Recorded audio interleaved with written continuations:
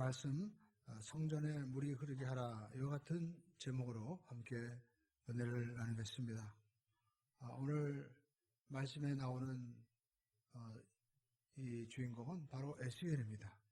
에스겔이 환상을 본 것입니다. 우리가 신약성경에 보면 사도 바울도 3층천의 환상을 보죠. 하나님께서 기도하는 백성들에게 이렇게 비전을 주시는 것입니다. 도저히 이룰 수 없는 비전을 하나님이 주시고 또 이 비전을 받은 자에게 하나님이 그 모든 비전을 이루어지게 하는 역사를 보게 하시는 것입니다. 에스겔은 그 당시 그 이스라엘 백성들이 망해서 바벨론의 포로로 이제 끌려갔습니다. 그래서 나이 30에 에스겔은 바벨론 강가에서 노예로 있었습니다. 나이 30에 제사장으로서 이제 사역을 감당해야 되는데 그는 제사장의 거룩한 사역을 감당하지 못하고 노예로서 바벨론 강가에서 그런 그 일을 할 때 얼마나 힘들었겠습니까? 그런데 당시 많은 사람들이 이 모든 것들이 다 부모의 세대의 잘못이다. 그렇게 이야기를 했습니다. 그래서 그들의 그 속담 가운데 아버지가 신포도주를 먹어서 자녀의 이같이다. 결국 부모의 세대가 잘못해서 우리가 이렇게 어려움을 당하는 것이다. 그렇게 이야기를 하고 있었던 것이죠. 그래서 많은 사람들이 낙담하고 있었습니다. 우리 시대도 마찬가지입니다. 우리 시대도 지금 젊은이들이 연애, 결혼, 그 출산을 포기하는 그 삼포 시대에 지금 살아가고 있습니다. 그래서 젊은이들은 우리가 사는 세상을 지옥이다 이렇게 극단적으로 표현하기도 합니다. 그러나 지금 우리는 사실 세계 그 군사력이라든지 또 국가 경쟁력 이런 무역 힘으로 보면 이미 선진국에 우리가 들어가 있습니다. 그럼에도 불구하고 사람들은 그렇게 오히려 갇혀 있는 거죠. 무언가에 포로가 되어 있습니다. 정보화 시대가 돼가지고 온갖 정보를 우리가 스마트폰으로 얻을 수 있지만 오히려 더 대화가 실종된 시대에 살아가고 있습니다. 우리가 흔히 보는 모습을 보면 가족끼리 모여도 서로 핸드폰만 보고 있어요. 밥을 먹으면서도 심지어는 우리의 삶 가운데도 여러분 우리가 무엇을 지금 보고 있습니까? 대부분의 사람들이 자기가 좋아하는 어떤 그 유튜브라든지 여기 하루 종일 틀어놓고 자기는 좋을지 모르지만 사실 굉장히 피폐한 삶을 살아가고 점점 시간이 갈수록 자기만 옳다고 하고 남의 얘기는 들으려고 하지 않는 어떻게 보면 참 답답한 인생을 살아가고 있는 것입니다. 자기만 몰라요. 그리고 또 사람들은 조금이라도 남보다 더 좋은 거 먹고 좋은 차, 또 좋은 인테리어가 된 그런 집에 살고 싶어 합니다. 그래서 나보다 남들이 더 좋은 차, 좋은 집, 좋은 음식을 먹으면 못 견뎌 합니다. 그 인스타 하는 사람들 보면 오히려 거꾸로 자기 우울증에 걸리잖아요. 남들이 나보다 더 좋은 데 가면 더 좋은 어떤 클릭수가 올라가면 불안해하고 또 심지어는 극단적인 막 선택을 하는 그런 포로가 된 삶을 우리는 스스로 살아가고 있는 것입니다. 우리가 이 에스겔을 보면 에스겔이 이렇게 포로가 된 삶에 정말 많은 사람들이 우리는 끝났다고 하는데 하나님이 그에게 환상을 보여주십니다. 성전의 환상이 열리는 거예요. 성전에서 물이 흘러나오는데 그 문지방에서 흘러나온 물이 흘러가는 곳마다 죽어있는 바다가 살고 또 강 좌우가에 나무들이 살아나고 열매가 맺혀지는 그런 환상을 보게 되고 그리고 우리가 에스겔서를 읽어보면 이 환상이 펼쳐지고 난 다음에 하나님께서 그들의 후손들에게 땅을 분배하는 그런 또 말씀이 주어지고 있는 것을 볼 수가 있습니다. 그래서 우리 삶 가운데 먼저 이 영적인 회복이 우리가 일어나게 되면 삶 가운데도 그러한 축복의 역사가 펼쳐지게 된다는 것을 우리에게 보여주는 것이죠. 여러분, 우리가 이스라엘 백성들이 이렇게 멸망한 가운데 있었고, 에스겔서 37장에 보면 뼈들을 보면서 얘기하죠. 골짜기 가득한 뼈를 향해서 하나님 말씀하시기를 이 뼈들은 이스라엘 족속이다. 어떻게 뼈들이 살 수가 있겠습니까? 근데 살아난 거예요. 그러니까 우리가 하나님의 이 말씀을 통해서 우리 삶의 회복과 또 부흥의 역사를 우리가 꿈꿀 수 있고 이룰 수 있다는 것입니다. 그러면 성경에서 말씀하고 있는 이 회복의 역사는 어떻게 일어났을까요? 오늘 성경에 보면 첫 번째 성전이 회복됐다라는 것입니다. 우리가 어떤 일이 발생했을 때, 삶에 어떤 문제가 있을 때 그 문제의 근원이 어디 있는가, 우리가 이것을 관심을 가져야 됩니다. 그래서 이 문제의 근원을 잘 우리가 살펴보고 해결하면 거기에서 답이 열리게 되는 거예요. 1절에 보니까 그가 나를 데리고 성전 문에 이르시니 성전의 앞면이 동쪽을 향하였는데 그 문지방 밑에서 물이 나와서 동쪽으로 흐르다가 성전 오른쪽 제단 남쪽으로 흘러내리더라. 그러니까 이 생명의 원천인 물이 하나님의 성전 안에 은혜의 보좌 앞에서 보좌를 통해서 흘러나오고 있는 것을 우리가 볼 수가 있죠. 여기서 우리가 알 수 있는 것은 모든 생명의 이 원천이 바로 하나님이 계신 거룩한 성전, 하나님의 보좌에서 흘러나온다라는 것입니다. 그러면 우리가 이 시대에 이 에스겔 성전을 우리가 찾아갈 수 있습니까? 예수님께서는 우리에게 말씀하시죠. 예수님의 그 십자가의 피로 값주고 산 저와 여러분이 바로 하나님의 거룩한 성령의 전이다라는 것입니다. 그래서 너희 몸에 하나님이 거하시는 거룩한 성령의 전인 줄 너희가 알지 못하느냐라고 우리에게 말씀을 하고 있는 것입니다. 저와 여러분 안에 성령님이 계시면 하나님의 전이 되는 것입니다. 예수님께서 내 마음의 보좌의 주인으로 좌정하고 계시면 그곳에서 생수의 강이 흘러나오는 거예요. 그래서 그 생수가 흘러갈 때 내가 살고 가족이 살고 그리고 우리 주변의 모든 것들이 살아나는 그런 역사가 나타나게 되는 것입니다. 그래서 우리의 마음을 우리가 잘 지켜야만 된다라는 것입니다. 우리 마음에서 흘러나오는 것이 세상을 바꾸는 거예요. 우리 속에서 흘러나오는 것이 거룩한 것이 나올 때 하나님의 역사가 일어나는 것입니다. 그래서 잠언서 4장 23절에 보니까 무릇 지킬 만한 것보다 내 마음을 지켜라. 생명의 근원이 예수 남이니라 라고 말씀하고 있는 것입니다. 그래서 우리 마음의 성소에서 하나님의 생수가 흘러나오게 하는 거예요. 그럴 때 우리 삶 가운데 생명의 역사가 일어나게 되는 것입니다. 우리의 마음을 잘 지켜야 됩니다. 성경에 보면 가룟 유다는 마귀가 예수를 팔려는 생각을 그에게 집어넣었는데 결국 그 생각에 사로잡혀서 그는 넘어지고 말았던 것입니다. 사울도 하나님 앞에 기름 부음 받은 왕이었지만 마음에 시기가 들어올 때 그 시기를 떨쳐버리지 못하고 시기에 사로잡히자 악신이 그를 주장하게 되는 것을 볼 수가 있습니다. 그러니까 우리 마음에 우리가 가지고 있는 것이 사랑과 은혜가 넘치느냐, 순간적으로 시기와 분노가 있느냐, 우리가 이것을 잘 조정해야만 된다라는 것입니다. 마음에 생수가 넘쳐나야 될 줄을 믿습니다. 할렐루야. 항상 사랑이 넘쳐야 돼요. 그러면 더 흘러 넘치고 감사가 넘치게 되는 겁니다. 어제 우리가 밖에 보면 나무가 많았잖아요. 우리 안수 집사님이 산에서 그 무거운 나무를 지고 막 잘라가지고 톱질해가지고 해놓으신 거예요. 근데 한꺼번에 가져오기 힘드니까 저한테 부탁을 했습니다. 그래서 제가 교회 스타렉스를 이렇게 쓰시도록 했는데 그 저녁 때 제가 보니까 기름이 거의 없더라고요. 그래도 왔다 갔다 할 정도는 되고 제가 기름을 채워 넣으시라고 얘기해야 되는데 깜빡 잊어먹었어요. 근데 보니까 본인이 기름도 다 채워가지고 그렇게 하신 거예요. 그래서 제가 감사해가지고 기름값을 드렸어요.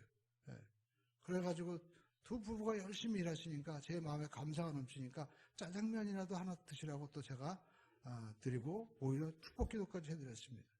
왜냐하면 제가 산에서 나무 가져오는 그 어려움을 제가 겪어봤거든요. 가도 내려오다가 넘어져가지고 팔까지 여기 금이 갔었잖아요. 그래가지고 그 추운데 산에서 내려오는데 참 힘드셨겠구나. 그래서 제가 느낀 것은 이렇게 하나님을 향해서 사랑하는 마음이 넘치니까 나도 모르게 감사가 또 넘치게 되더라고요. 여러분 삶 가운데도 여러분 우리가 내 마음 가운데 무엇이 넘치게 하느냐. 감사와 사랑이 넘쳐야만 될 줄을 믿습니다. 우리가 예수를 믿으면 변하는 것이 내 마음의 보좌에 누가 계신 거예요? 예수님이 계신 거예요. 그러면 우리 속에서 나도 모르게 감사와 기쁨의 생수가 넘치게 되는 겁니다. 예수님께서 요한복음 7장 38절에 보니까 나를 믿는 자는 성경의 이름과 같이 그 배에서 생수의 강이 흘러나오리라. 여기 중요한 말씀들이 많이 보이더라고요. 여러분 배는 이 벨리, 바로 이 배를 의미하는 것이 아니라 위장에 있는 것이 아니라 내 마음을 얘기하는 겁니다. 카디아라는 표현을 하고 있습니다. 그러니까 여러분 우리 속의 내면에 어쩔 때는 속에서 막 화가 날 때도 속에서 그런 음성이 들릴 때가 있죠. 감사해라. 분노하지 마라. 그죠?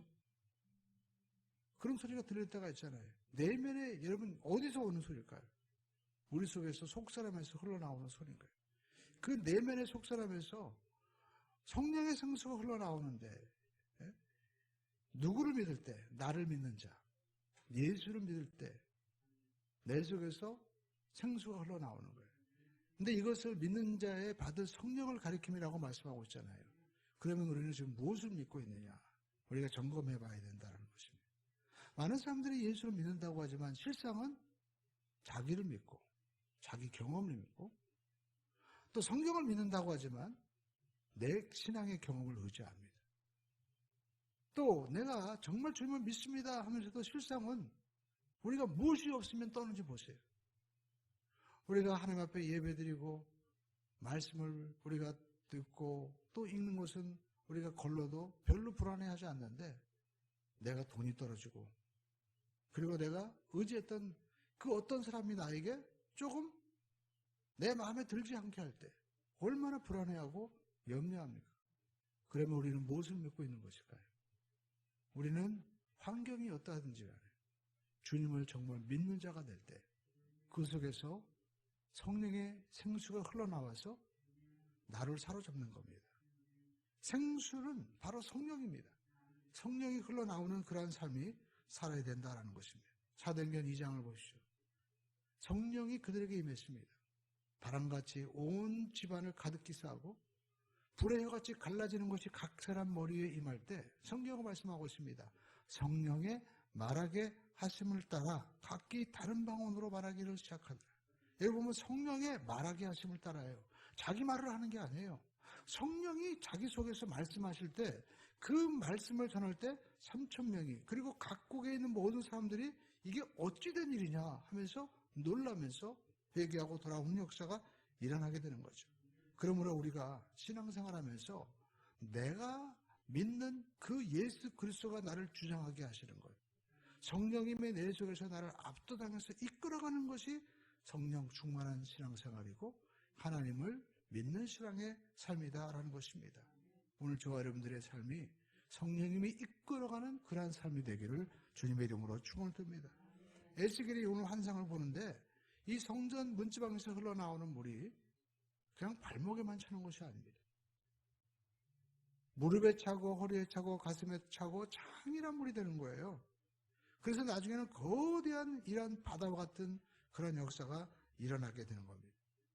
이제는 자기가 어떻게 주장하는 것이 아니라 그 물속에 완전히 압도되어서 모든 것이 그 안에서 내가 하는 것이 아니라 그냥 그 물에 흘려서 쓸려가는 그런 삶이 일어나는 거예요. 우리가 신앙생활하면서 내가 염려하고 근심하고 또 내가 생각했던 모든 것들이 성령의 이 압도적인 은혜가 임하면 성령의 말하게 하심을 따라 성령이 해석하게 하시고 하나님의 말씀이 나를 인도하시는 그러한 역사가 있게 됩니다. 거기에는 나를 그냥 맡기는 거예요. 우리가 예배 기쁨은 무엇입니까? 내가 염려하고 보던 것들이 다 사라지고 은혜가 충만하게 임하니까 이제는 하나님의 그 압도적인 은혜 가운데 정말 하나님이 하시는 그 일들을 보게 되는 것입니다. 오늘 저와 여러분들이 이런 은혜가 우리 가운데 충만하게 나타나게 되기를 주님의 이름으로 축원드립니다. 그리고 우리가 두 번째 알 수 있는 것은 이 에스겔의 성전 문제방에서 흘러나오는 물이 두 번째 성령의 생수가 갈수록 어떻게 해요? 깊어져야 한다라는 것입니다. 이 성전 문지방에서 흘러나오는 물, 우리가 먼저 성전이 회복되어야 됩니다. 성전이 회복되기 위해서는 우리가 에스겔서를 보면 하나님의 에스겔이 성전의 이 부정한 것, 우상 이런 것들을 다 보여줘요. 그리고 이 모든 것들을 하나님이 다 심판하십니다. 그리고 나서 회복이 있는 거예요. 그러니까 우리가 이 성령의 충만한 구원의 역사는 내가 먼저 회개하는 마음이 있어야 돼요. 죽음이, 십자가의 죽음이 있어야 부활이 있는 겁니다. 여러분의 삶 가운데, 저희 삶 가운데 우리가 하나님의 일하심을 경험하기 위해서는 내가 십자가에서 먼저 죽는 경험을 해야 됩니다. 그래야만이 하나님이 일하시고 생명의 역사가 나타나게 되는 것입니다. 그 성소에 있었던 모든 단무스신, 태양신 이런 것들이 다 재해지고 난 다음에 이제 성전이 회복되는 거예요. 여러분, 우리가 성경 에스겔서 우리가 지금 7장을 보았는데 46장 우리가 3절 4절에 보면요, 날마다 번제를 드리는데 어린 양의 번제를 드리는 거예요. 그리고 날마다 소제를 드리는 거예요. 그러니까 예배가 회복된 거예요. 예배의 회복은 날마다 어린 양 예수 그리스도를 번제로 드리듯이 십자가의 은혜를 우리가 의지하는 겁니다. 그리고 하나님 앞에 소제를 드린다는 것은 저는 개인적으로 묵상할 때 나의 삶 가운데 내가 농사하고 지은 것을 드리는 것처럼 내 삶 가운데 이루어진 모든 일들을 말씀을 통해서 감사로 영광을 드리는 거예요. 그럴 때 우리 삶 가운데 성전의 문지방이 성전의 성소에서 물이 흘러나오는 것처럼 성령의 생수가 흘러나오기 시작하는 겁니다. 여러분 삶 가운데 예배가 회복되게 되기를 주님의 이름으로 축원을 드립니다. 날마다 여러분 말씀과 함께로 시작하십시오. 그리고 기도하세요.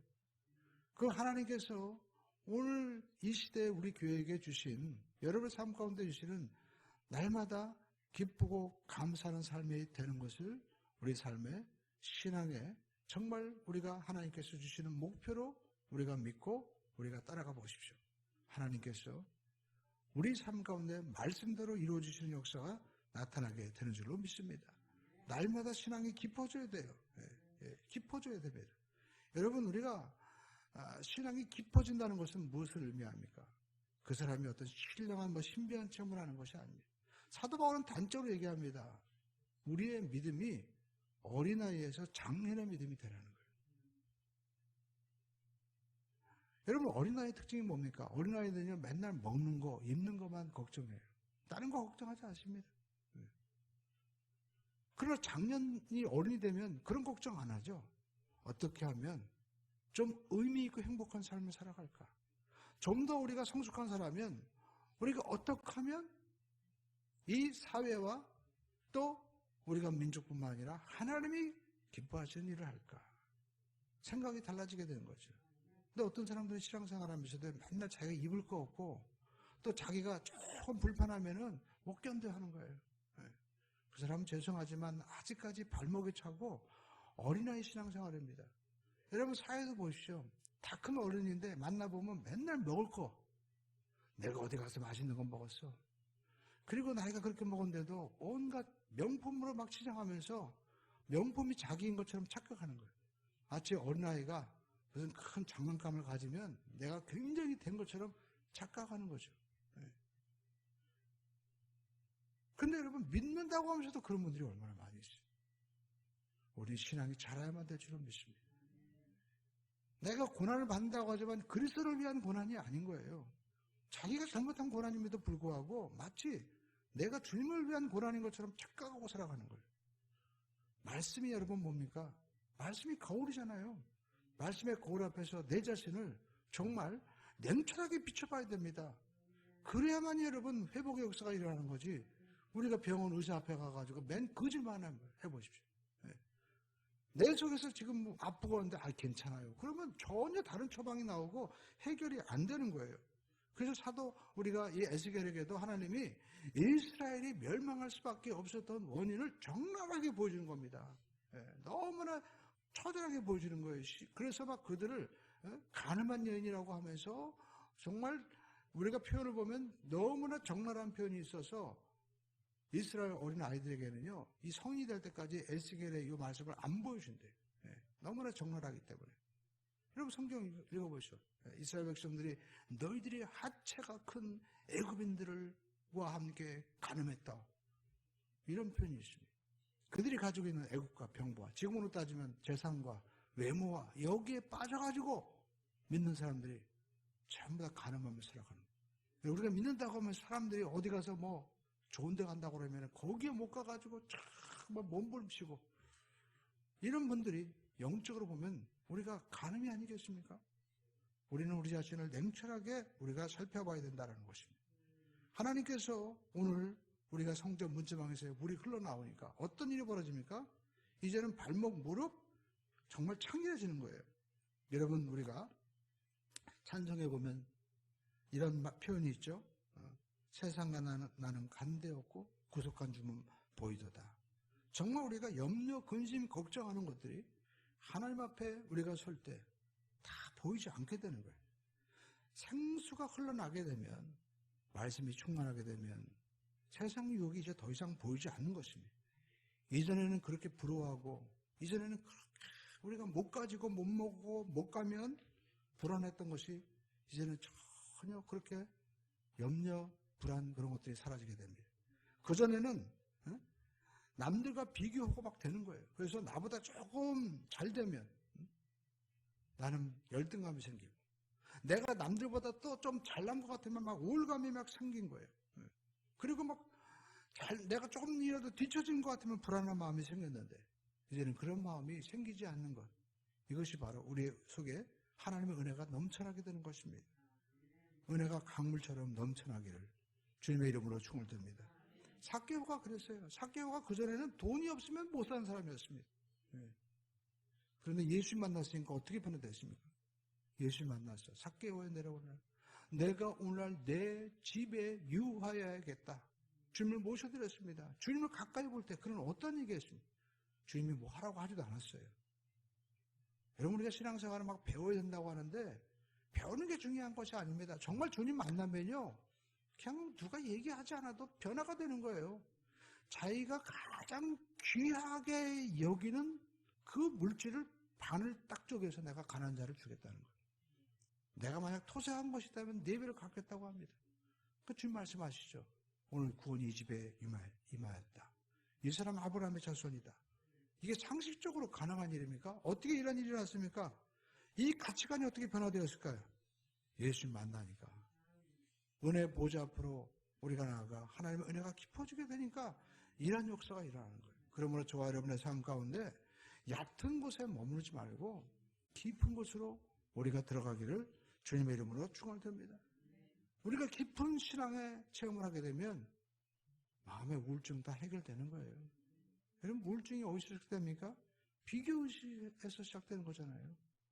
그러니까 여러분 우리가 정신병원에 가면은 암 환자도 없다고 그러잖아요. 왜?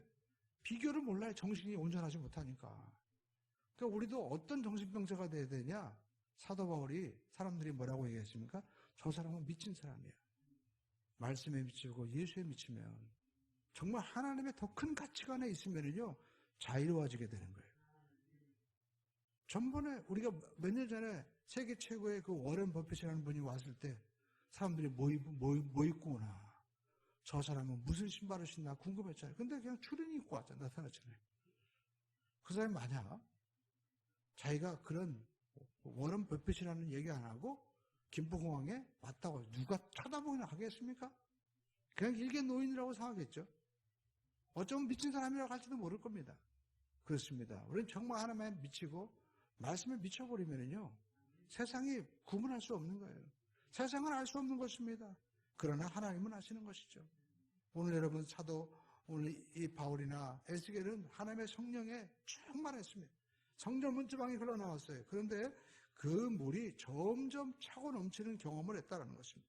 3절을 보시죠. 그 사람이 손에 줄을 잡고 동쪽으로 나가며 천척을 측량한 후에 내가 그 물을 건너게 하시니 물이 발목에 오르더니 여기 보니까 먼저 측량을 해요. 그 다음에 그 물을 건너게 하시니 물이 발목에 오랐다. 하나님이 저와 여러분의 삶 가운데도 먼저 측량을 해보시는 거예요. 그러고 나서 은혜를 더하시는 것입니다. 여러분, 우리가 왜 얕은 곳에 머무르지 않고 깊은 곳으로 가야 될까요? 얕은 곳에는 시험이 많은 것입니다. 양어장에 가면 물고기가 병에 걸리기 때문에 많은 항생제를 집어넣습니다. 그래서 저도 그 전에 장어 좀 이렇게 먹고 그랬는데 종종 먹었는데 안 먹게 된 원인이 있습니다. 어떤 분 그러더라고요. 제가 양어장에 갔는데 어떤 목사님인데 항생제를 그냥 바켓에 막 집어넣는 걸 봤다는 거예요. 그래가지고 깜짝 놀라가지고 와, 이렇게 자라는구나. 왜? 이게 막 몸에서 막 좁은 곳에서 자라다 보니까 너무 병에 많이 걸리는 거예요. 자연적으로 있는 이 물고기들은 그렇지 않죠. 큰 공간이 있고 자유함이 있는 것입니다. 또 깊은 곳에 있기 때문에 그렇지 못해요. 영적으로도 마찬가지입니다. 영적으로도 우리가 낮은 단계에 있을 때, 어린아이 같을 때 우리가 자꾸만 부딪히게 되고 아픔이 있는 거예요. 저와 여러분의 삶 가운데 무언가 자꾸만 시험거리가 있고 우리가 부딪힌다면 그 사람이 문제가 아닙니다. 내가 문제인 거예요. 내가 얕은 신앙이 있고 내가 깊은 성숙한 신앙이 되지 못하기 때문에 그렇게 부딪히는 겁니다. 그래서 우리는 깊은 곳으로 가야 돼요. 베드로에게도 말씀합니다. 베드로야, 깊은 데로 가서 그물을 던져라. 근데 여러분, 많은 사람들이 너무나 이 얕은 단계에서 쉽게 만족한다는 거예요. 여기가 좋사오니. 그렇죠? 여기가 좋사오니 머물려고 하는 거예요. 오늘 여러분, 이만하면 됐다. 내가 나름대로 열심히 했다. 머무르지 마시기를 주님의 이름으로 축원드립니다. 더 깊은 곳으로 우리는 가야 됩니다. 성령이 임하시면 예루살렘, 유대, 사마리아와 땅끝까지 가는 거예요. 계속해서 우리는요, 깊은 곳으로 추구해야 됩니다. 사업도 마찬가지입니다. 이 원리를 알고 있는 분이 그 전에 스티브 잡스가 그런 얘기 했잖아요. 나는 아직도 목마르다. 그죠? 그게 무슨 뜻입니까? 자기 마음 가운데 끝없는 갈증과 목표를 향한 열정이 있는 사람이 썩지 않는 겁니다. 예수님께서 말씀하셨습니다. 요한복음 7장 37절에 명절 끝날 것 큰 날에 예수께서 외쳐 이르시되 누구든지 목마르거든 내게로 와서 마시라. 목마름이 있어야 됩니다. 그래야만이 우리는 생수의 강의 은혜를 체험하게 되는 거예요. 많은 사람들이 눈에 보이는 것만 얻었다면 거기서 만족하죠. 마치 롯처럼 눈에 보이는 이 소돔성이 너무나 보기 좋아가지고 보이는 것으로 만족하다가 결국 그는 넘어지고 말았습니다. 여러분, 발목에 찼다는 것은 무엇입니까? 눈에 보이는 거예요. 그러나 거기에서 만족하지 마시고 보이지 않는 더 깊은 곳으로 우리가 가야만 될 줄로 믿습니다. 영적인 세계는 끝이 없습니다. 10년, 100년, 아니 1000년, 만년 하나님의 이 깊은 세계는 끝이 없는 거예요. 그런데 많은 사람들이 10년 믿은 거, 아니 어떤 100년 믿은 걸로 그 하나님으로 한정 지으려고 하는데 아닙니다. 하나님의 은혜는요, 가히 말로 표현할 수 없는 거예요. 여기서 조사원이 머무를 수 있는 것이 아닙니다. 엘리사도 그렇지 않습니까? 엘리야를 쫓아갈 때 길갈과 베델과 여리고라 요단으로 계속해서 그 갑절의 능력을 받기 위해서 따라간 거예요. 오늘 저와 여러분의 삶 가운데도 여러분 우리는 더 깊은 단계로 나가야 됩니다. 사도 바울처럼 측량할 수 없는 그 은혜의 풍성함을 우리가 얻기 위해서 앞으로 우리가 나갈 수 있어야 됩니다. 하나님의 은혜는 이론으로 표현할 수 있는 것이 아닙니다. 어떤 철학으로 논리로 표현되는 것이 아닙니다. 그러므로 저와 여러분들이 영적으로 멈추지 말아야만 되는 것입니다. 예배도 마찬가지입니다.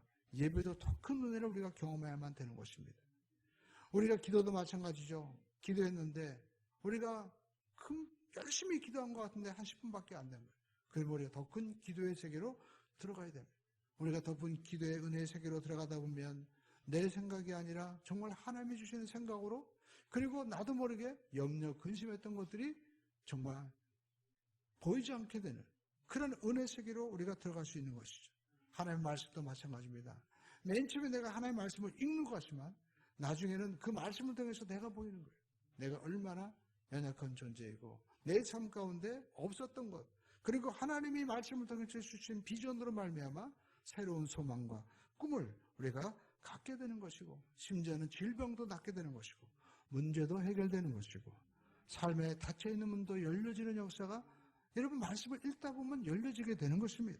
그러므로 저와 여러분들이 정말 우리가 요한복음 1장 우리가 16절에 보니까 이와 같은 말씀이 있죠. 우리가 그의 충만한 데서 그의 그 영광을 볼 때 어떻게 해요? 은혜 위에 은혜더라. 우리 한번 하겠습니다. 은혜 위에 은혜더라. 예. 우리가 하나님의 은혜를 받을 때 정말 은혜에서 머무르는 것이 아니라 은혜 위에 또 은혜가 넘치는 삶. 그래서 데살로니가서 5장에 항상 기뻐하라, 쉬지 말고 기도하라, 범사에 감사하라. 이것이 우리가 인위적으로 하는 것이 아니라 단순한 어떤 이론과 교리가 아니라 하나님 안에서 성령으로 충만하면 이렇게 될 수밖에 없는 초월적인 삶이 우리에게 있다라는 것입니다. 신앙생활은 우리가 기본을 유지하고 버티는 것이 아닙니다. 그냥 되어지게 되는 거예요. 로마서 우리가 8장에도 보니까 이 모든 일에 우리를 사랑하시는 이로 말미암아 우리가 넉넉히 이기느니라 라고 말씀하고 있습니다. 하나님 안에서 우리는 은혜로 충만하게 되어서 차고 넘치는 역사가 있게 되기를 주님의 이름으로 축원드립니다. 그리고 세 번째 우리가 이 에스겔 환상을 통해서 볼 수 있는 것은 생수가 흘러가야만이 변화의 역사가 일어난다는 것입니다. 우리가 에스겔서 47장 8절에 보시죠. 이 물이 동쪽으로 향하여 흘러 아라바로 내려가서 바다에 이르니 이 흘러내리는 물로 그 바다의 물이 되살아나리라. 우리 한번 따라가겠습니다. 되살아나리라. 물이 흘러가야 되살아나는 거예요. 저와 여러분의 그리스도 예수 안에서 주어지는 성령의 생수의 강이 흘러가야만이 주변의 모든 것들이 살아나는 것입니다. 죽어있던 강이 이 살아있는 생수가 흘러가니까 여러분 성전에서 흘러나오는 물이 흘러가니까 되살아나잖아요. 우리가 그전에도 기사가 종종 나오지 않았습니까? 청계천에도 물이 깨끗해지고 물이 흘러가니까 거기에 없었던 물고기들이 다시 오고 나는 역사가 일어나잖아요. 멸종되었다고 하는 것들이 막 살아나는 거예요. 물은 참 신비합니다.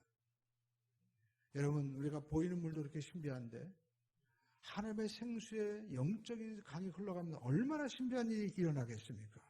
오늘 저와 여러분의 삶 가운데 여러분 이 죽음의 강이 살아나는 것처럼 정말 생명의 근원인 생수의 강이 흘러나가게 되면 살아나는 역사가 나타나게 될 줄로 믿습니다. 성령의 충만한 삶은 자기만 만족하는 것이 아니라 흘러가는 거예요. 예루살렘, 유대, 사마리아 땅끝까지 만나는 사람의 변화가 일어나게 되는 것입니다. 죽은 자를 살리는 역사가 일어나게 되는 거예요. 생명이 생명을 낳는 것입니다. 오늘 여러분 우리가 누구를 전도하기 전에 먼저 여러분이 진짜 참된 생명을 갖게 되기를 주님의 이름으로 축원드립니다. 여러분의 삶 가운데 진정한 생수의 강 성령이 흘러나게 되면 주변에 변화의 역사가 일어나게 되는 거예요. 여러분 삶 가운데 많은 사람들이 남편이 속썩이고 자녀가 정말 내 계획대로 안 되고 그리고 이 나라가 왜 이 모양이냐라고 얘기하지만 진짜 문제는 누굽니까? 내 자신인 것입니다. 내가 변화되면요 하나님의 이 성령의 생수의 역사가 지금도 살아서 역사하기 때문에 변화가 일어나게 되는 것입니다. 내가 하나님의 깊은 은혜 강 속에 거하고 내 속에서 생수의 강의 역사가 흘러나게 되면 우리 삶 가운데 변화의 역사가 반드시 일어나게 되는 것입니다. 오늘 여러분 하나님께서 그 역사를 베푸시기 위해서 저와 여러분들을 부르신 줄로 믿습니다. 하나님께서 오늘 이 환상을 에스겔에게 보여준 거예요. 그리고 우리가 성경에 보면 본문 12절의 말씀을 우리 한번 읽어보겠습니다. 강 좌우가에는 각종 먹을 가실나무가 자라서 열매가 끊이지 아니하고 달마다 그 열매는 먹을 만하고 그 잎사귀는 약재료가 되리라. 여기 보면 생수의 강이 흘러가니까 강 좌우가에는 각종 먹을 과실나무가 막 자라서 그리고 열매가 가득하게 되는 거예요. 우리가 보면은요, 이 생수의 강이 흘러나갈 때 어떤 역사가 일어납니까? 살아나고 열매가 맺는 역사가 일어나게 돼요. 우리가 인생을 살아가면서 정말 우리가 행복하고 그리고 복된 삶을 살기 위해서는 오늘 이 말씀이 우리에게 정말 중요한 메시지를 주고 있죠. 성소에서 물이 흘러나와야 되는 거예요. 예수님도 말씀하셨잖아요. 가지가 포도나무에 붙어있기만 하면 열매가 절로 맺어진다는 겁니다. 많은 사람들이 가지가 포도나무에 붙어있는 것보다도 가지가 뭔가 해보려고 하는 거예요. 사실 가지가 해야 될 중요한 일은요, 붙어 있는 겁니다. 에스겔서에서 말씀하고 있는 것이 있습니다. 이스라엘 백성들을 향하여 너희는 포도나무와 같다는 거예요. 포도나무는 아무런 볼품이 없어요. 그런데 여러분, 포도나무에 열매가 맺히면 얼마나 아름다운지 모릅니다. 그러니까 우리가 인생에서 예수님에게 붙어 있기만 하면 이렇게 열매를 맺는 역사가 나타나게 된다는 것입니다. 여러분, 우리가 신앙생활하면서 인생을 살면서 정말 우리가 먼저 해야 될 일이 무엇입니까? 예수를 믿는 겁니다. 제자들이 물어봤습니다. 주님, 하나님의 일을 하는 것이 뭡니까? 그러니까 예수님께서 말씀하시죠. 우리가 하나님의 일은 먼저 하나님을 믿는 거다. 하나님의 일은 하나님 믿는 거예요. 저도 그 말씀 맨 처음에는 이게 도대체 무슨 말씀인가? 근데 살면서 느껴지게 되는 거예요. 우리가 하나님을 어떻게 믿느냐가 중요한 겁니다. 여러분, 가정마다 요즘 보면 다 애완동물, 동물이나 뭐 개도 키우고 고양이도 키우잖아요. 개는요, 특징이 있대요, 보니까. 개는 첫 번째가 주인, 두 번째 산책, 그 다음에 먹는 거래요. 근데 고양이는 첫 번째 자기 집, 두 번째 먹는 거, 그 다음에 주인은 세 번째래요. 특징이 다르대. 근데 여러분, 개 보십시오. 개 보면요, 주인을 그냥 쳐다보는 거예요. 하는 거 아무것도 없습니다. 주님께서 우리에게 말씀하는 것은 바로 그것입니다. 우리가 하나님을 정말 바라보고 믿는 거예요. 그분의 위대하심과 그 일하심을 우리가 묵상하는 것입니다. 그러면 우리가 하나님을 알면 알수록 우리 가운데 더 큰 은혜가 임하게 되는 거예요. 할렐루야. 하나님 여러분, 우리가 얼마나 압니까? 우리가 얼마나 또 그 하나님의 깊은 은혜를 경험했습니까? 더 깊어지기를 주님의 이름으로 축원드립니다. 그래서 우리가 예배를 드리면서 하나님이 내 삶에 많은 분들이 뭐 물질의 문제, 자녀의 문제, 그리고 인생의 문제 걱정하는데 이 모든 것들을 하나님께서 넉넉히 주시고도 남는 이 압도적인 은혜를 우리가 경험하게 되면 그런 것들을 보이지 않는 거예요. 저절로 다 풀려지는 역사가 나타나게 되는 것입니다. 여러분, 우리가 기업을 할 때도 제가 어떤 기업을 가보니까 그 기업이 아무튼 이 지역에서 1위래요. 근데 저는 그 사장님한테 얘기하면서 그걸 느꼈습니다. 자기는 직원들을 정말 자기 가족처럼 생각하고 교육을 시킨다는 거예요. 그래가지고 주변의 대학에 가서 이렇게 정기적으로 공부를 하게끔 그렇게 시킨다는 거예요. 근데 그 직원들이 가서 공부하고 배우고 자기가 변화가 되니까요, 회사가 바뀌더라는 거예요. 그러니까 우리가 사업을 하더라도요, 열심히 일하는 게 중요한 게 아니에요. 내가 가지고 하는 이 사업과 이 모든 일을 내가 어떻게 바라보고 해석하느냐에 따라서 달라지게 되는 겁니다. 우리 신앙생활은 내가 지금 믿고 있는 이 신앙생활을 그냥 교회에 얼마나 다녔다, 어떤 교회 다녔다, 어떤 사람과 함께 했다, 이게 중요한 것이 아닙니다. 내가 하나님을 정말 얼마나 어떻게 아느냐에 따라 달라지게 되는 거예요. 그래서 하나님을 더욱더 깊이 알아야 됩니다. 우리가 이 하나님을 더욱더 깊이 알게 되시기를 주님의 이름으로 축원드립니다. 여호와를 하나님을 아는 지식이 충만해야 돼요. 그 예수 그리스도가 정말 누구이신지 알아야 됩니다. 성령님이 정말 어떤 분인지 우리가 먼저 알 때 우리 삶 가운데 자유함을 우리가 얻게 되고 우리 삶 가운데 오늘 12절에 말씀한 대로 강좌우가의 열매가 맺어지게 되는 거예요. 거룩한 역사가 나타날 수밖에 없다라는 것입니다. 심지어 그 잎사귀가 약절가 되는 거예요. 많은 사람들을 치료하는 역사가 나타나게 되는 거예요. 오늘 여러분, 이 은혜가 어떤 자에게 주어집니까? 예수님께서 말씀하시죠. 우리가 목마름이 있어야 돼요. 하나님, 제가 그 은혜를 정말 받기를 원합니다. 제가 정말 그 주님을 만나기를 원합니다. 그래서 하나님 앞에 예배하는 자는 신령과 진정으로 예배할지니라. 장소가 중요한 것이 아닙니다. 지금 이 그리심 산이냐, 저 예루살렘 산이냐, 유대교냐, 아니면 우리 지금 사마리아, 이게 중요한 것이 아니고 하나님 앞에 예배할 때가 지금 온다는 거예요. 예수님이 오셨다는 겁니다. 예수님의 십자가를 통하여 우리가 정말 신령과 진정으로 예배할 때 우리 삶 가운데 우리가 측량할 수 없는 하나님의 놀라운 은혜와 역사가 펼쳐지게 될 줄로 믿습니다. 오늘 저와 여러분의 삶 가운데 이와 같은 생수가 흘러나와서 생명의 물이 흘러나옴으로 말미암아 우리 삶의 모든 것들이 회복되는 은혜가 있기를 주님의 이름으로 축원을 드립니다. 죽은 자가 살아나고 그리고 열매 맺지 못한 모든 것들이 열매를 맺는 모든 열방들이 정말 하나님의 백성이 지금 하나님과 함께 하심으로 말미암아 저런 역사가 일어나는구나 하고 찬양하는 역사가 나타나게 될 줄로 믿습니다. 사막과 같은 곳이 완전히 옥토가 된 거예요. 오늘 여러분 그 역사가 2023년도에 나타날 줄로 믿습니다. 정말 삶 가운데 내가 어떻게 기뻐합니까? 내가 어떻게 감사합니까? 할지 모르지만 이 말씀을 이 성령의 생수가 흘러감으로 말미암아 그대로 이루어지는 것을 보게 되는 거예요. 여러분 이것을 우리가 믿고 나가야만 될 줄로 믿습니다. 지난주에 우리가 말씀한 대로 내일 이맘때면 정말 이 보리수와 보리 한 마리 한 사가 되리라.